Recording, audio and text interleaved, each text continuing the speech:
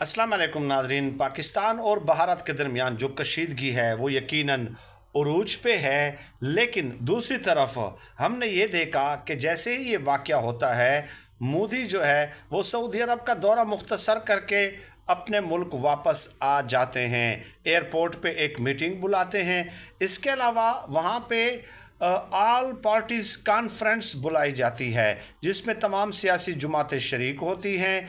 और पाकिस्तान के हवाले से जो एक बयानिया बनाया है भारत ने, उस पे तमाम सियासी जमातों का एक इत्तेफाक होता है। हाँ, ये बात अलग है कि इंटरनल सिक्योरिटी के हवाले से कांग्रेस ने और आम आदमी पार्टी ने सवालात ज़रूर उठाए हैं, लेकिन पाकिस्तान के हवाले से जो उनका एक बयानिया वो डेवलप कर रहे हैं, उस पे उनका मुकम्मल इत्तेफाक है। दूसरी तरफ पाकिस्तान में आप देख लीजिए कि शहबाज शरीफ साहब ने ताहाल ऑल पार्टीज़ कॉन्फ्रेंस नहीं बुलाई है, और मुख्तलिफ़ हलकों की जानिब से जो संजीदा हलके हैं उनकी जानिब से ये मुतालबा भी किया जा रहा है कि इमरान खान साहब को भी ऑल पार्टीज़ कॉन्फ्रेंस में शरीक किया जाए।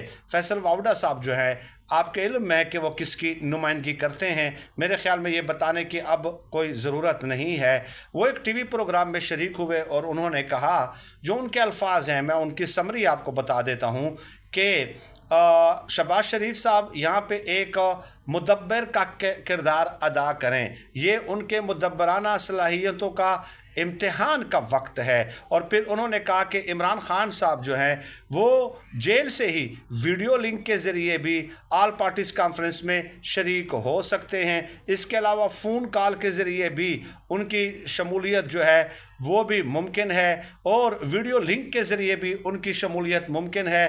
कई तरीके हैं जिनके ज़रिए इमरान खान साहब जेल के अंदर से ही जो है फ़िज़िकली ऑल पार्टीज़ कॉन्फ्रेंस में शरीक हो सकते हैं, और हुकूमत को ये काम करना चाहिए।